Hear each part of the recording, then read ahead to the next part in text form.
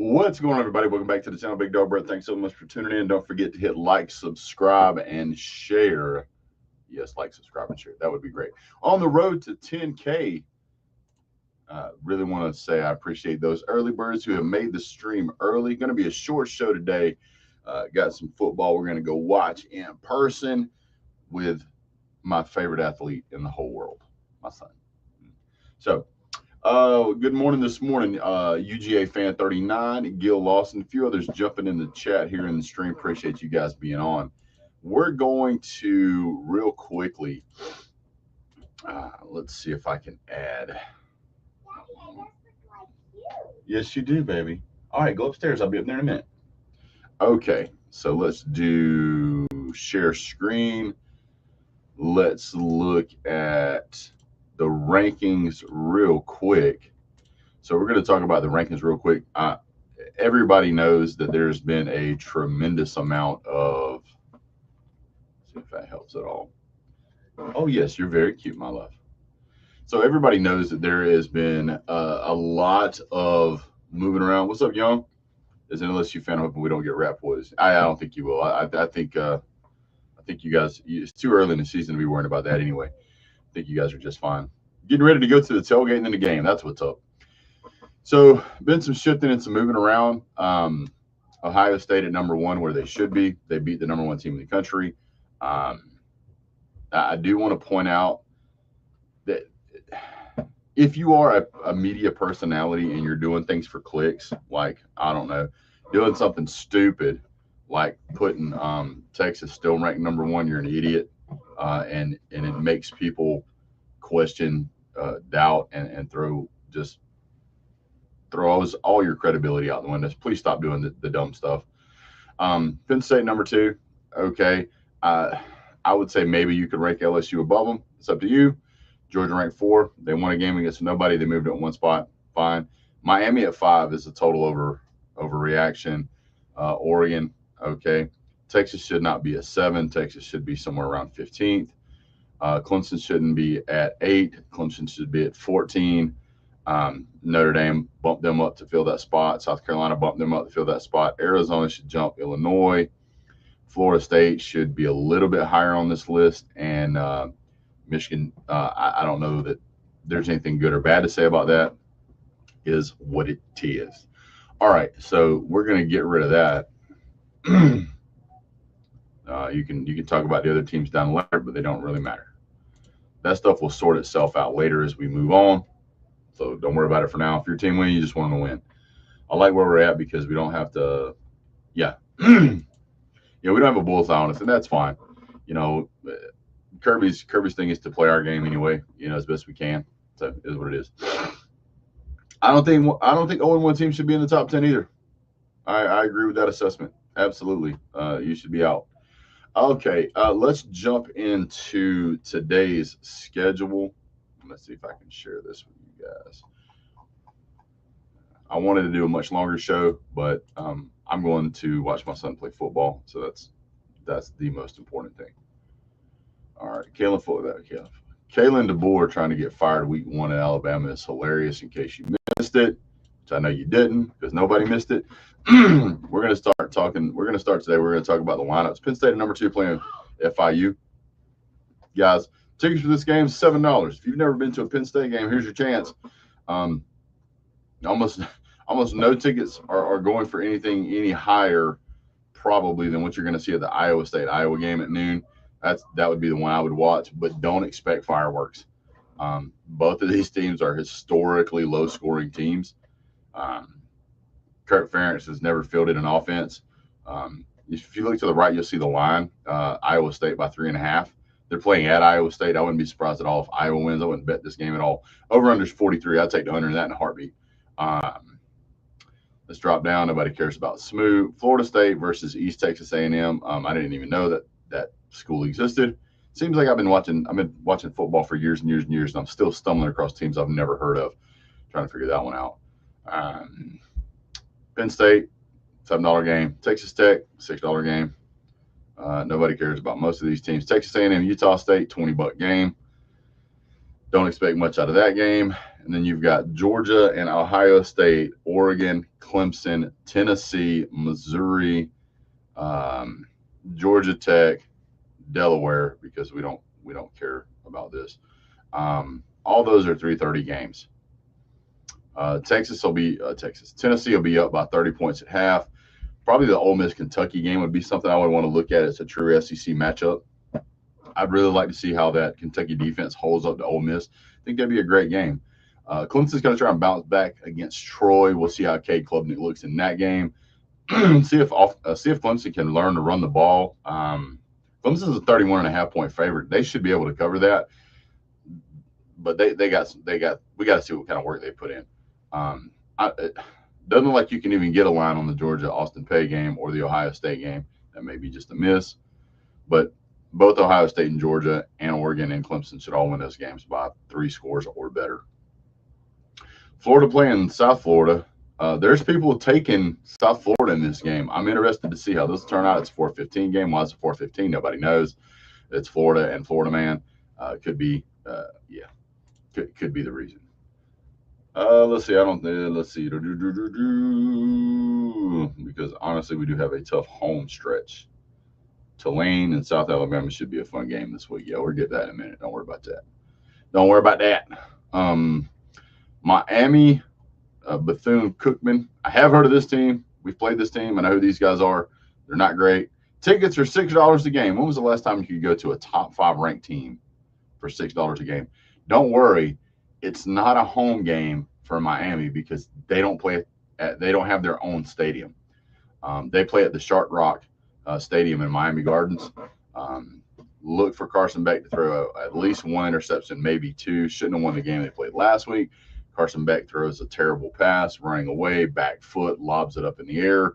First round, 5-star NFL wide receiver makes a once in a lifetime catch, and somehow Carson Beck is the new football Jesus. Moving on. South Carolina State. If you're not careful, you'll get the logos mixed up. I don't know why this game's $84 a game, but yeah, it is what it is. 7:00 game for both of those games.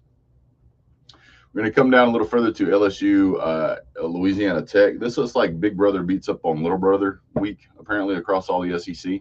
$21 a game, number top 3 team for $21 a game. If you can't go to this game, LSU's favored by 37.5.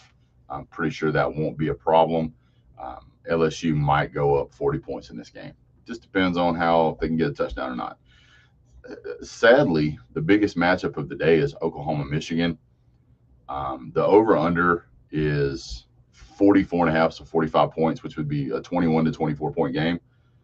That sounds about right to me. I'd probably take the under, though. 4.5 point favorite to OU. I think OU could win by a touchdown or better. If you're a betting person, you just got to bet this game. I would take Oklahoma. Auburn. I'm interested to see how they do against Ball State. Ball State, not a terrible team. Like, they're not a Bethune-Cookman. They're not a Southern Illinois. They have fielded some decent teams in the past. I'd love to see how they do. Vanderbilt or Virginia Tech coming in at Virginia Tech coming in around 7:30 p.m. tonight. You'd be flipping back and forth between that game because it's going to be boring. But I will tell you the game everybody's going to watch. I don't care if you had number 1 or number 2 playing again this week, you would be watching. You are going to watch. We're both going to watch it. Alabama versus UL Monroe. By this time, the majority of the SEC teams will have their win in the bag. ULM, as hilariously has beaten Alabama in the past before. So it's going to be great. USF is a trap game for Florida, possibly. Hope USF can continue the trend with creating turnovers. Bulls got 3 versus Boise and have ranked in the top 15 in takeaways. Nice. What's up, Bruce? Good morning, Bruce. Bruce, good dude. Bruce gave me a call the other day to check on me. Thank you, sir. I appreciate you. This is a bad week for college football in a sense, is that there's just no big games being played. And maybe you need that. Maybe everybody needs a week to recover from the Alabama fatigue. Kalen DeBoer desperately needs not only a win, but he needs a dominant performance, because if he comes out and he wins this game by just 10 points, they're still going to look at him like, you suck. and I mean, just I'm being honest, as Alabama, they should trounce ULM. Like this should be a runaway game by half. Like it shouldn't be close.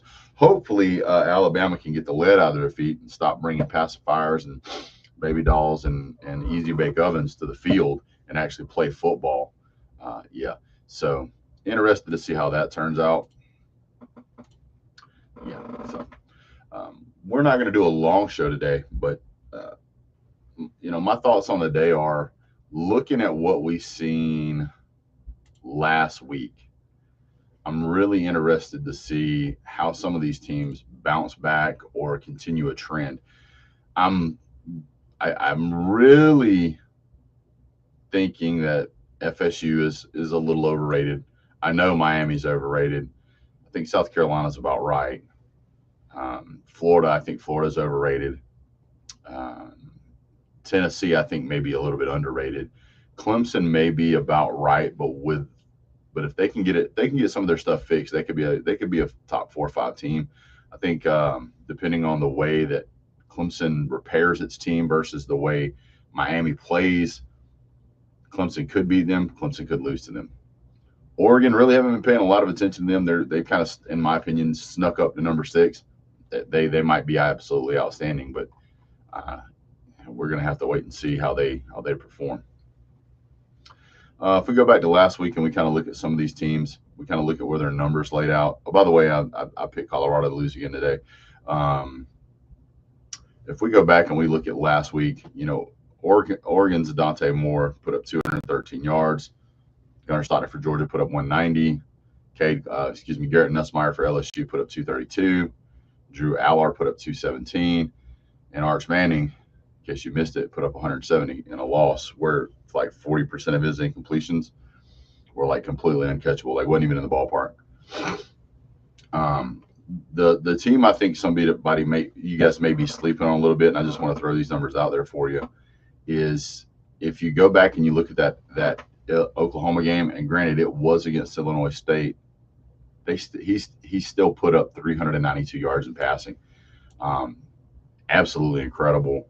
Austin Simmons at Ole Miss put up 341. That's pretty dad blasted impressive. So Diego Pavia 275. So they really haven't taken that big of a step back. If you're not picking Vanderbilt this week, I would want to know a good reason why. There's some outstanding quarterbacks that we've seen so far. If you go over and you look at Michigan, Justice Haynes ran for 159. Robert Henry Jr. at Texas A&M went 177. Colton Joseph at Indiana went 179. This is all on the ground. Navy Braxton Woodson went 180. I mean, those are kind of your top of the list running backs that we've seen so far this week. Florida man is going to complain if I don't talk about Jaden Baugh. So Jaden Baugh 104, but it's going to be really interesting this week because a lot of cupcakes are out there. I want to see how teams bounce back. The problem is DeBoer is too nice. Yeah, it's not going to fly. I said initially that I thought he was going to struggle with getting top tier talent to perform the way top tier talent can perform because he's never coached top tier talent. And when those guys know they don't have to listen to you because you're a softie, they're going to walk all over you. They just will.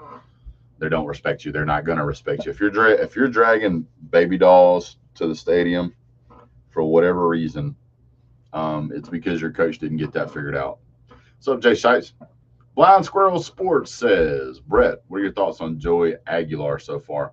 I was impressed with his Tennessee debut. I kind of mentioned that I really hadn't paid a lot of attention to Joey Aguilar, but let's see here. I'll pull it up for you real quick, my guy. So if we do, let's see. So let's see. He threw for 57% for 247 yards. I'm not sure that I would call that elite. Neither one of these teams, as far as I'm concerned, really looked elite by looking at the box score here. If we look at team stats, third down efficiency was great, 7 for 12 for Tennessee. That's outstanding. Putting 493 yards on the board is great. Completion versus not great. Yards per pass, 8.8. It's decent. Rushing was really good for Tennessee. 6.2 yards average per carry. A lot of penalties. 7 penalties for 65 yards. That's tough. Turnover. They had 1 fumble. That happens. And they did not. They got dominated in time of possession by Syracuse. Tennessee only had it 25 minutes out of the 60. So that's not great. Let's look at this. Some of the other stuff. Tennessee's top 2 rushers with over 10 carries each. About 7.5 yards per carry. That's solid. Braylon Staley had 4 receptions for 95 yards. Looks like he's their deep threat guy. He had a long of 73 yards. So that helped his numbers a lot. Chris Brazel II, 5 receptions, 62 yards, averaging 12. He had a long of 18, so all of these are about the same distance. I mean, they got 5 or 6 guys they're throwing to. Any sacks? How the sacks? Ooh, let's see. Oh, they had 5 sacks. That's great. That's outstanding. Anytime you get 5 sacks, a good day. So I think he might be benefiting from a team that's built solidly around him. I don't know that he's that great yet. I'd have to see more. Dogs on top. Good morning, Jay. Get your questions in quick, guys, because I got about 4 minutes. I'm bailing out. Room for South Florida today. Good morning. I'm about to head to the Tennessee game today. Man, I'm sorry to hear that. Thanks for the insight. I didn't realize his completion percentage was so low. Yeah, it's 16 for 28. I mean, and if you run the math on 16 for 28, it's 57, 58%. 14 out of 28 would be 50%. So that tells you kind of where he's at. I think the offense was moving well. I'm very, very concerned that Syracuse was able to throw for 274 yards with a quarterback who's, look at his percentage. He's 24. He was a, let me do this other way. 60%. He threw for 60% and he put up 274 yards. That's terrifying if you're Alabama. I mean, if you're Tennessee. If you're Tennessee, that should scare the life out of you. If Steve Angeli or whatever his name is, Angeli, not sure. He's 6'2". I mean, what's his bio? His bio doesn't even say anything. Just says he was born in Winchesterville,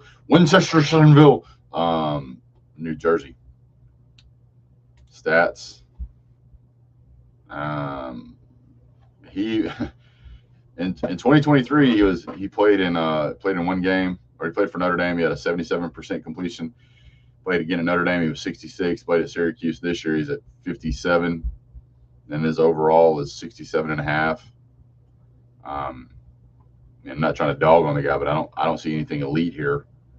If Tennessee struggles with that, good God, what are they going to do with some of the better quarterbacks in the SEC? They're gonna struggle. Zephyros says dogs winning by 50. Dogs by 50. And as a reminder, just a little PSA. Alabama's head coach is a baseball coach, in case you missed the video.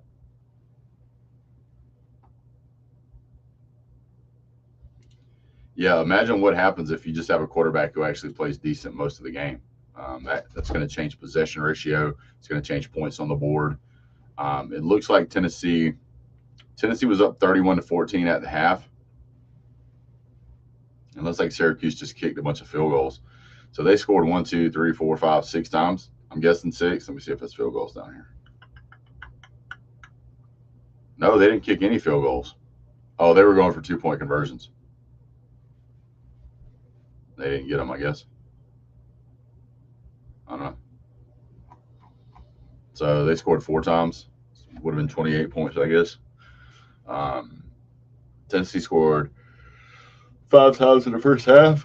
Touchdown. Maybe they had the backups in, but I don't think so. I think they were trying to get Joey Aguilar some experience. Throw 28 passes in a half would be a lot anyway. So Questions, concerns, comments, complaints, criticisms, or sarcasm so far? Yeah, we're going to be talking about college football later today. We're going to be watching college football later today. Apologize for the audio on the last video. I don't know what happened. Tried to clean it up post-production. It just wouldn't clean up, and I didn't have time to redo the whole video. And plus, when I redo videos like that, I lose some of the emotion. I always forget what I said, and there's stuff in that one I really wanted to keep in it. So that's why we went with the bad audio. Sorry. We'll do better next time. Just remember, if you are watching a video of a analyst or a personality or somebody, and they say something on stream or they post a ranking, I don't care if it's a power index, I don't care what it is. If they post something that is nonsense, I don't care if there's 5,000 comments. Let that guy know he don't need to be doing that. Let him know that he has lost credibility. If you see somebody who's glazing a quarterback who has been hyped up to be something that he's not, and he spends the whole game running around like a scared chicken in a slaughterhouse, let them know so that they can't just slink away and hide from it. And, oh, I didn't say that. And yeah, you did. Yeah, you did. You said it. You meant it. You was glazing, and it's sad and it's pathetic. And if you recognize somebody who's doing stuff for clicks, point that crap out too. We as college football fans deserve better. Don't insult our intelligence. I mean, it's hard to insult an Alabama fan's intelligence. Just kidding. But at this point, they're starting to wake up. They're starting to come around. Go watch that video, even with the bad audio. You'll get it. And for those of you, let me copy this. Trying to find something here.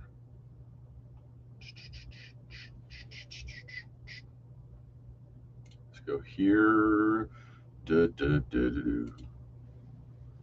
I am going to post something. I posted this video a year ago. This was a year ago. I'm going to post it right here. It's in the chat. I'm going to highlight it on the screen. This is one of the videos that I posted about Bama in more trouble. And then like a week before that, I told him the same thing. Just differently, and I still caught a bunch of sand for it. I want you guys to go watch that video. Leave your thoughts here on this video about that video, because if I can't go back to that video and try to find those comments, because that video is a year old. There's 200 plus comments on it. It's just going to get lost. It's just going to get lost. So I'm going to read some of the comments on there because I was tearing them up. Some guy said Alabama fans are like the band on the Titanic. I'm an LSU guy. We lost Saban. We also won the SEC. Thanks for calling out these Bama fans for just how absolutely delusional they are. Finally, someone says it. Imagine what Bama fans would say if Kirby made a D coordinator hire like Bama made. Let's see. Bama fans in denial. Their entire O-line is gone. Did someone tell Nick that this is what rebuilding year actually looks like? It says, I'm hearing a lot of Bama fans saying, well, DeBoer's team beat Texas and Texas beat Bama, so therefore he's a good coach.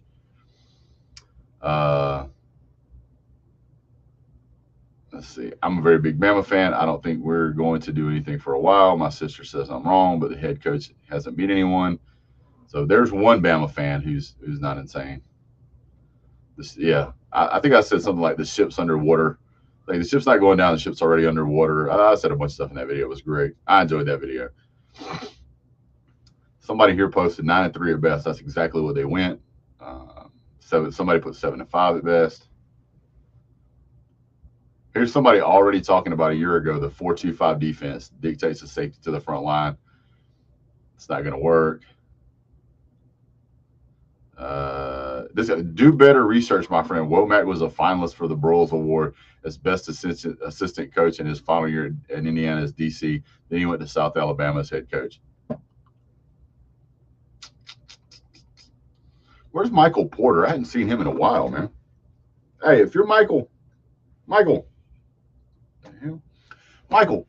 if you're hanging around, man, leave a note so I know you're good.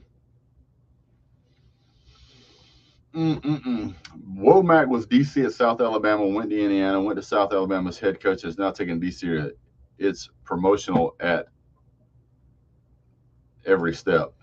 Trying to say I had a bad take because the guy's getting promoted as you. Nothing wrong with getting promoted, but you don't go from playing South Alabama to being the defensive coordinator at Alabama, and we're beginning to see why. Somebody posted, I'm not in denial. I knew when Saban left we were going to bleed talent. Personally, I just don't care anymore. I think we're screwed. I give up. If Nick knew this, he'd still be coaching. Man, this is for you, Kangaroo. Go over, hey, go over and tell your boy Kangaroo that good luck. Me and him's going to be doing a show soon for the Georgia Alabama game. He's been a great sport about everything. So I don't want to let him off the hook too light because he's been giving Georgia fans, he's been giving all the fans of all the other teams, he's been giving us hell for years. So finally he gets his comeuppance.